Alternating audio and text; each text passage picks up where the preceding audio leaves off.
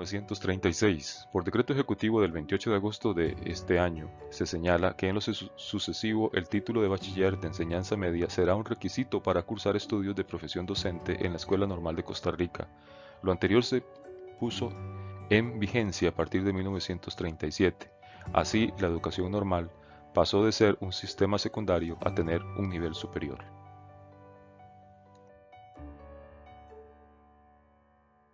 1940-1949. Puede decirse sin temor a errar que a partir de la década de 1940 empieza a forjarse realmente la sociedad costarricense en sus más diversos aspectos. Enfrascado en una guerra que apenas empieza, el mundo se presenta sombrío y con un sinnúmero de interrogantes. Es la época de las grandes confrontaciones políticas e ideológicas. La brecha social entre ricos y pobres acusa el reto de luchar por derechos y garantías que favorezcan más a las clases desposeídas. En este particular, Costa Rica se lanzaría a la consecución de acuerdos políticos y sociales entre grupos dispares entre sí y por ello mismo, al parecer, irreconciliables. La promulgación del Código de Trabajo en 1943 zanjaría para siempre el perfil de los derechos y garantías sociales de los trabajadores, mediante un acuerdo histórico entre el gobierno del Dr. Rafael Ángel Calderón Guardia, Monseñor Víctor Manuel Sanabria Martínez y don Manuel Mora Valverde, actores además, junto con José María Figueres Ferrer y Otilio Blate Blanco, de otro fenómeno social sin precedentes en la historia de nuestro país, la Guerra Civil del 48, génesis además de la abolición del ejército, la fundación de la Segunda República y como resultante de tales fenómenos la promulgación de la Constitución Política de 1949. La educación estaría para la época a expensas de todos estos cambios, pero aún en medio de la crisis mundial y nacional, la década de 1940 arrancó con la fundación de la Universidad de Costa Rica, que resultó del proyecto presentado por la misión chilena, aunque con carácter de creación y no de restablecimiento, como sugería el profesor Galdames. La ley orgánica de la Universidad de Costa Rica se aprobó en el Congreso de la República el 26 de agosto de 1940, pero el Centro de Estudios abre sus puertas propiamente el 7 de marzo de 1941, en conmemoración de la Universidad Decimonónica. Su primer rector fue el licenciado Alejandro Alvarado Quirós, que tanto había luchado por la apertura de una nueva universidad. Conformaban en sus inicios la universidad, según la ley orgánica, las escuelas de Derecho, Farmacia, Agricultura, Pedagogía y Bellas Artes que ya existían, y las de Ingeniería, Ciencias y Letras que se crearían cuando las circunstancias así lo permitieran. Entre 1942 y 1960 aparecieron nuevas escuelas, las que recibían ya el nombre de facultades.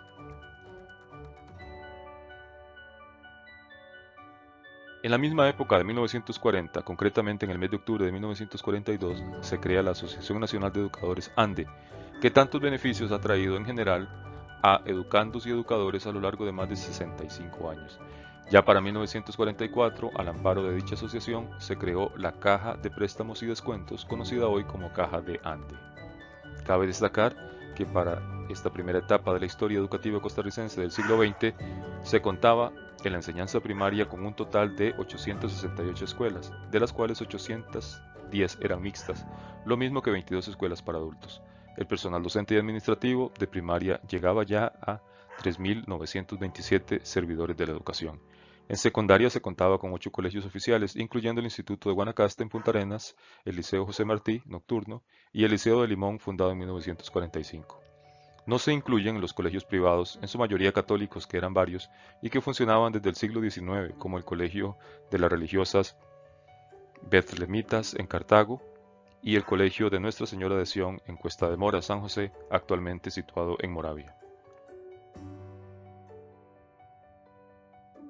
Finalmente, debe resaltarse que en la Constitución Política de 1949 se dedicó todo un capítulo a la educación. En efecto, el capítulo séptimo sobre la educación y la cultura reafirma el rango legal constitucional del sistema educativo costarricense, el cual es concebido como un proceso integral y correlacionado en sus diversos ciclos, desde la educación preescolar hasta la universitaria, artículo 77.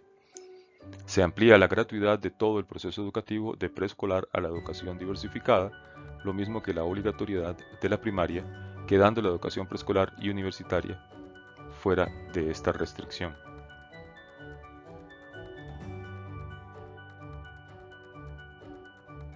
Segunda etapa del siglo XX, de 1950 al 2000.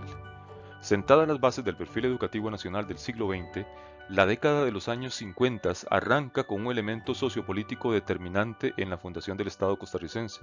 Aparece lo que se llamará, entre 1950 y 1960 y en lo sucesivo, el Estado benefactor. Más específicamente en educación, el Estado deberá centrar la atención ya no solo en la primaria creciente de entonces, sino además en la secundaria y la educación superior.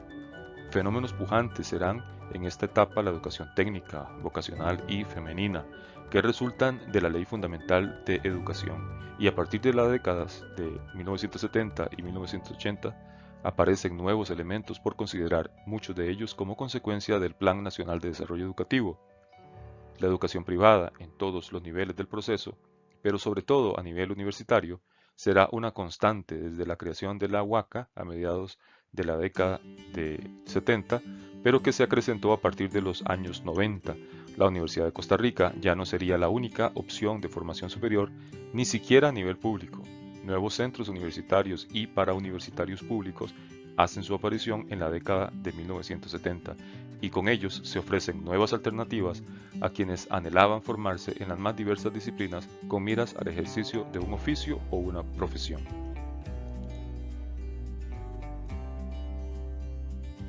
(1950) En diciembre de aquel año, una delegación costarricense que había asistido a un congreso regional de la UNESCO en Cuba solicitó la presencia en suelo nacional de una misión técnica de dicho organismo mundial. Esta misión llegó al país en 1951 y su trabajo fue fundamental para implementar una serie de proyectos educativos en campos diversos tales como la educación fundamental, la secundaria, vocacional y normal.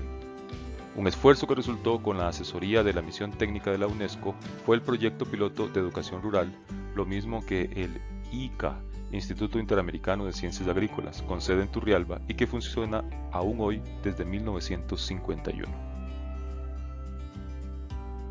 1951.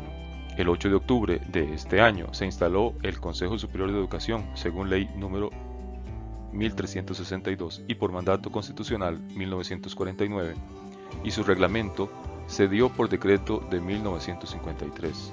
Su primer presidente fue el entonces ministro de Educación Pública, don Virgilio Chaverri.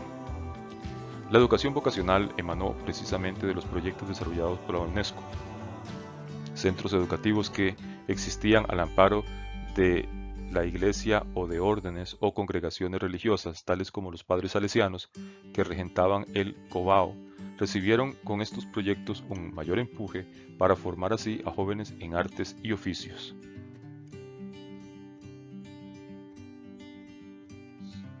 En 1953 se creó en Desamparados una escuela de artes y oficios, gracias al interés que había mostrado Monseñor Víctor Manuel Sanabria antes de su muerte, acaecida en junio de 1952, por la expansión de la Escuela de la Educación Técnica en el país. Como homenaje póstumo, ese centro educativo se convirtió años más tarde en el Colegio Vocacional Monseñor Sanabria. 1955. Dos hechos de relevancia se producen en este año para beneficio de la educación.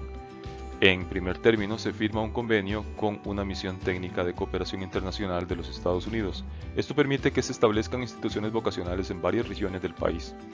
Esta acción vino a fortalecer el programa de creación de escuelas complementarias o unidades pedagógicas que comprendían los primeros años de la secundaria, modalidad vigente desde hace poco tiempo. Estas escuelas, 7 en total, estaban ubicadas en Turrialba, Puriscal, Atenas, Grecia, Villa Quesada, hoy Ciudad Quesada, San Ramón y Santa Cruz, entre otras localidades.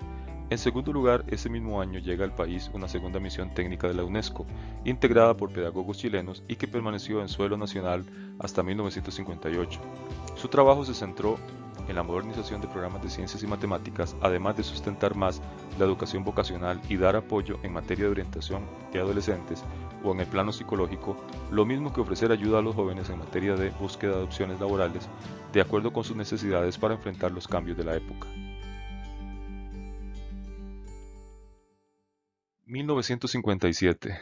El 25 de septiembre se emitió la Ley Fundamental de Educación, Ley número 2160, en el gobierno de José Figueres Ferrer y siendo ministro de Educación el licenciado Uladislao Gámez Solano, don Lalo Gámez. Esta ley establece las reglas del juego para la educación tal y como la conocemos hoy, con las variantes propias que se han tenido que ajustar a nuestra época.